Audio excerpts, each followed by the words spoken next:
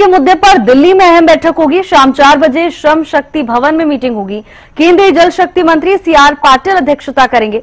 हरियाणा और पंजाब के CM meeting में शामिल होंगे। केंद्रीय जल शक्ति विभाग के अधिकारी मौजूद रहेंगे।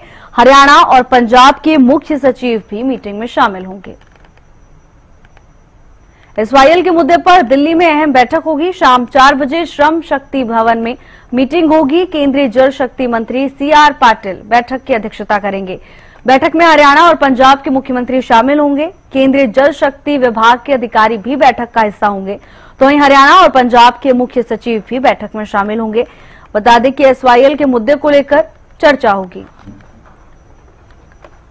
और इसी खबर पर ज्यादा जानकारी के साथ हमारे साथ अपराजिता श्री जुड़ चुकी हैं। अपराजिता, कई बार इस मुद्दे को सुलझाने की कोशिश की गई है, अब आज एक बार फिर से बैठक होने वाली है। क्या कुछ अपडेट इस बैठक को लेकर? बिल्कुल, देखिए जो बैठक आज की होने वाली है बेहद ही महत्वपूर्ण है। जिस प्रकार से 4 बजे इस मीटिंग को शेड्यूल किया गया है, श्रम शक्ति भवन में ये बैठक होने वाली है। इस बैठक की अध्यक्षता सीआर पाटिल यानी जल शक्ति मंत्री के द्वारा किया जाएगा। इस बैठक में और कौन कौन मौजूद रहेगा, तो हरियाणा के मुख्यमंत्री नायब सिंह सैनी और पंजाब के मुख्यमंत्री भगवत मान इस बैठक में शामिल होंगे। इसके अलावा मुख्य सचिवों की अगर बात करते तो दोनों ही प्रदेशों के मुख्य सचिव शामिल रहने वाले हैं। इसके अलावा जो अधिकारी हैं, कई अधिकारी भी जल शक्ति मंत्रालय के इस बैठक में शामिल रहेंगे। इसके अलावा क्या कुछ चीजें डिस्कस रहेगी, तो सबसे पहले जरूरी हो जाता है यह समझना कि पिछली बैठक में क्या कुछ चीजें रही थी। सबसे महत्वपूर्ण है कि क्या शर्तें पंजाब के मुख्यमंत्री भगवत मान के द्वारा रखी गई थी। यानी उनके द्वारा लगातार ये बातें कही जा रही थी कि अगर पंजाब पानी हरियाणा को देता है एसवाईएल के जरिए, तो कहीं ना कहीं पंजाब के किसानों को बहुत नुकसान होगा। क्योंकि जब इस तरह की जो बातें सामने आई थी वो काफी समय पहले की बात थी। उस समय पंजाब के पास अतिरिक्त पानी था, मगर जिस समय के साथ पानी कम हो चुका है, पंजाब अगर पानी देगा तो किसानों को काफी नुकसान हो जाएगा। तमाम दलीलें रखी जा रही थी पंजाब के मुख्यमंत्री के द्वारा, जिसके बाद अब उनके द्वारा कहा गया था कि अगर चिनाब और रावी नदी से पानी अगर पंजाब तक पहुंचता है तो फिर उन्हें कोई परेशानी नहीं है हरियाणा को पानी देने में। और साथ ही ये भी कहा गया कि हमारा कोई लड़ाई नहीं है हरियाणा से, दुश्मनी नहीं है, छोटा भाई है हरियाणा हमारा, पानी देने में कोई दिक्कत नहीं है। और साथ ही उनके द्वारा यह भी कहा गया था कि पानी देने में कोई दिक्कत नहीं है, मगर इसके साथ साथ ये भी कहा गया था कि एसवाईएल नहर नहीं बनेगा।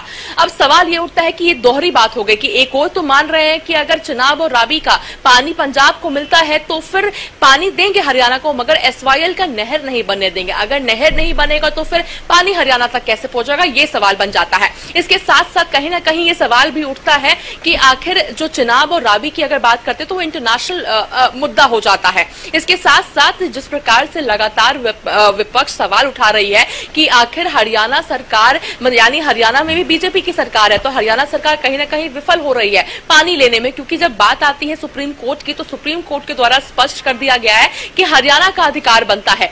तो साथ ही पंजाब किस तरीके से ये रुख अपना सकता है, और उनके द्वारा ये भी कहा गया था कि एसवाईएल को लेकर जो जमीन मुहैया कराया गया था, जिसे उस वक्त के पंजाब के सरकार के द्वारा, मुख्यमंत्री के द्वारा जिस तरीके से डी-नोटिफाई कर दिया गया, किसानों को जमीन दी गई, उसे भी स्टे लगा दिया गया। अब 13 अगस्त को वापस से सुनवाई होनी है एसवाईएल के मुद्दे को लेकर, तो लगातार कोशिश की जा रही है कि उस सुनवाई से पहले ये मसला सुलझ सके। यानी पंजाब और हरियाणा दोनों को ये निर्देश दिया गया था कि आपस में दोनों राज्य इस मसले को सुलझा दे। अगर असफल रहती है तो केंद्र इसमें हस्तक्षेप करे, और केंद्र करती हुई भी नजर आ रही है। तो प्रयास ये है कि 13 तारीख से पहले तक दोनों प्रदेशों के बीच में एक सहमति बन पाए और एसवाईएल का पानी हरियाणा तक पहुंच सके और नहर का निर्माण हो सके। अब देखने वाली बात होगी इस बार क्या कुछ चीजें पंजाब के मुख्यमंत्री के द्वारा रखी जाती है टेबल पर, और किस तरीके से क्या मध्यस्थता करते हुए केंद्र नजर आते हैं। जी बिल्कुल अपराजिता, देखिए अभी जैसा आपने जिक्र किया, काफी सकारात्मक रवैया हमने देखा था, न केवल हरियाणा के मुख्यमंत्री का बल्कि पंजाब के मुख्यमंत्री के भगवंत मान के जो बयान सामने आए थे, उससे भी कहीं ना कहीं समझ में आ रहा था कि अब चीजें एक पॉजिटिव रुख अपना रही हैं। अब ऐसे में क्या ये माना जाए कि बैठक का कुछ नतीजा निकल सकता है?